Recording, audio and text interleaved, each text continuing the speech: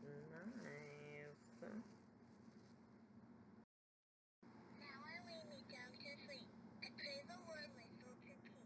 Your love be with me through the night, and wake me with the morning light. That was a different version, but I like that. Oh, Marita, Marita. Mommy of a West Side Story.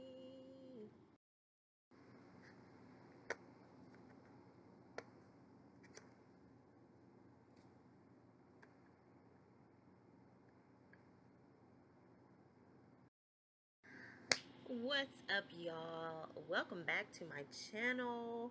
Thank you for joining me on the Walk Live. You guys, I'm Sakima. And listen, for all of you who have been rocking with me since day one, you know, thank you. I'm so appreciative. And for all of you who are new, thank you for dropping in. Thank you for stopping by.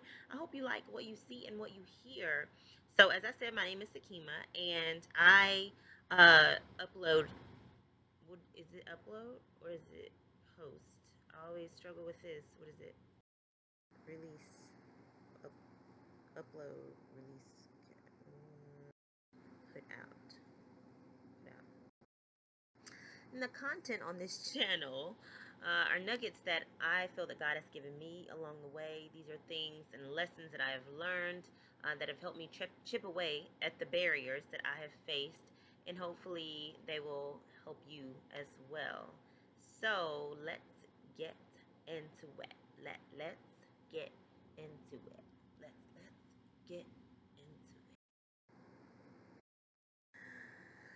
it. Okay, so today I wanted to talk about being indecisive. You guys, I'm sure I've mentioned this before.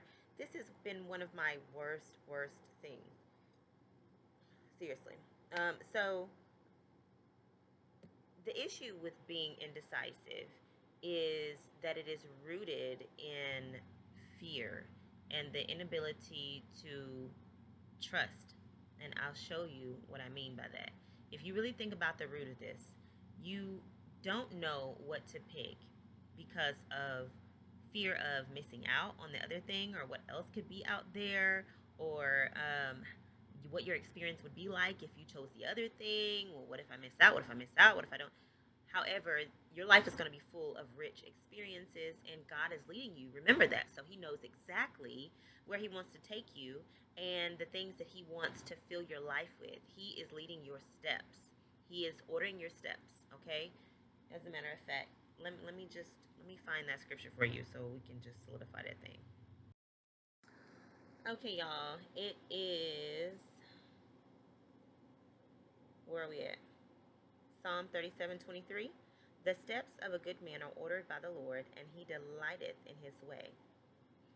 So, listen, you know you've accepted Christ. You are now clothed in righteousness. You are good, right? So, your steps are ordered. So, we don't have to walk through life constantly second guessing ourselves, constantly wondering if we're making the right decision about something. You guys, that has been my biggest issue, trying to decide if I am making the right decision. I mean, but it's not only big things, it is small things too. And that really hinders our walk because God wants to do things in and through us. However, how can He get those things across to us or through us if we won't rely on Him, if we won't lean on Him, if we won't trust Him to do what He says He's going to do and lead us? Um, so I think today when I was driving, this is what popped in my head. I'm like, Lord, you are trying to get so many things through me and to me, and I am literally here like thinking about this small stuff. So here you are wanting me to make flyers. This is just an analogy. You're wanting me to make flyers to get people fed, and I'm worried about what color the flyers are going to be.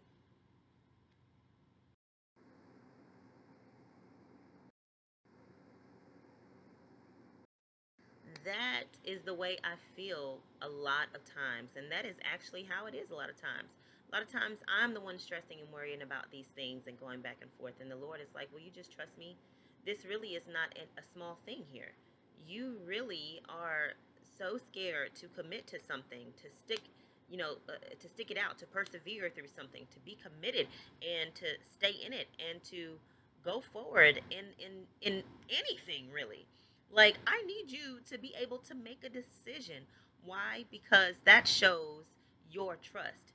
It's like that whole trust fall situation. Whenever you get in front of someone and you just go ahead and commit to the fall, you just fall back and you just trust that they're going to catch you. It's the same thing when you're making those decisions each and every day.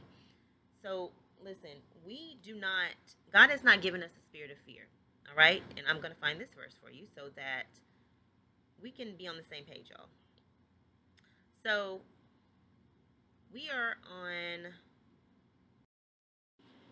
we're on Second Timothy, verse 1 and 7.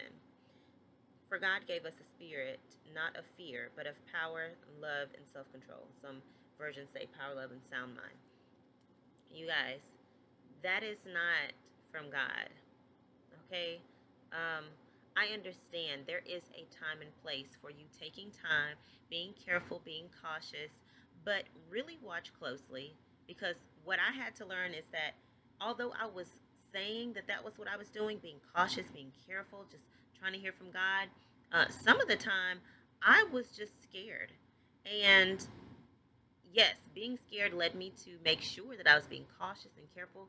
But what happened was a long, long, long, long period of time would pass, and there would be no productivity. There would be no movement. There was just stagnation. There was sometimes just depression that tried to creep in. There was so many things that tried to creep in, and I realized that this is feeling less like me being cautious and feeling more like a setup. Like, the world is moving around me, and I know that there are great things that God has in me, but I'm literally just here, sitting here doing nothing. There is a time to wait. There is a time to be cautious and seek God and all of that. Like, all of that is so, so great. Making sure that you are doing it in the right way, at the right time, in the right context, because we can get caught up in our fear and say that we're just being cautious. But when you get down to it and you can't go to the grocery store and decide which milk you're going to get, you can't decide which toothpaste you're going to get, you can't decide which lotion you're going to get, you can't decide at home which pen you want to use, you can't decide which detergent you want to get, you can't decide which dishwashing liquid you're going to get. I mean, really? You just being cautious? This seems like a little pattern here that might be a little bit beyond cautious. So you guys pay attention to that and don't get caught up in that, because that's another thing. It's that feeling that we have to be perfect, that feeling that we're going to have to fend for ourselves and make this right decision right now, because if we don't, then something bad is going to happen. God is going to get us and all of this and blah, blah, blah. Listen, I know that things can happen. I know that making the wrong decision can be detrimental. However, we walk by faith, okay? And so that means that although statistics may say that a certain thing is true, we have to more so lean on the side of faith. And that's not always able to be measured by statistics. And so what I'm saying is, it may be probable statistically that if you don't wait and just you know um, do this like this, it is going to be so detrimental, something bad is going to happen, or you may miss out on this and this and that. You better buy this car right now, or you may not be get a chance, another, you may not get a chance, you may miss out, somebody else might come and buy, you better buy this chair right now, somebody else might come and buy, you just, oh, I don't know, you better decide right now, you gonna decide, you don't know, okay, well, hey, you better, like, you guys, you don't have to lean on the side of statistics, okay? Lean more on the side of faith. Walk by faith, because the statistics often are built upon tangible, worldly, measurable things. And sometimes um, things are not so measurable. Sometimes things dealing with faith um, can be a little different, a little outlandish. And so trying to measure them by worldly things is going to get you messed up all the time. Don't think about the fear. Do not think about any of that. Your faith walk should allow you to lean on the side of, hey, God, I know you have me. That's all it is. Your ability to make a decision is saying, God, I know you have me, and I cannot walk by fear. This is me, God, saying, I'm taking these steps to show you that I am willing to walk with you and trust that you are leading me. It's not just me thinking this. It's not just me saying, well, maybe I should get that, or I'll go ahead and get this. This is you also. You're leading me.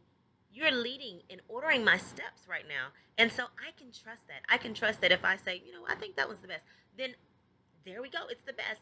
And if you decide, Lord, that you want me to have something else or do something else, you will show me. But as long as I'm standing on this aisle in the middle of Walmart trying to pick my toothpaste, God, and then the store done closed, and then all kind of, we have accomplished nothing. I mean, at least one breath could have been freshened, huh?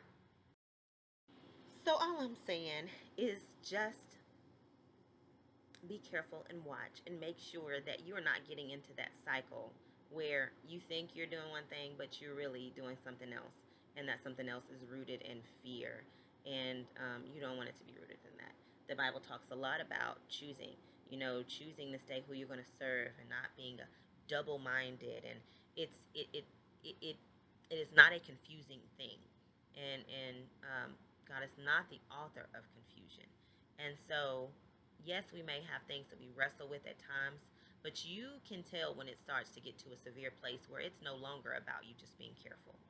You guys, pay attention to yourself. Pay attention to yourself. I did that, okay? So I'm not saying that there's not a place for, like I said, I'm not saying there's not a place for you being cautious and seeking God and waiting or whatever. But just keep an eye on it. Keep an eye on it. If it's going too far, then you know that, okay, this is something else. Mm-mm. All right. So, you guys, thank you so much. I hope that helps somebody.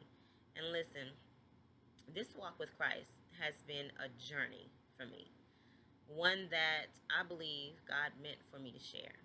And so, I want to thank you guys for joining me on this walk live.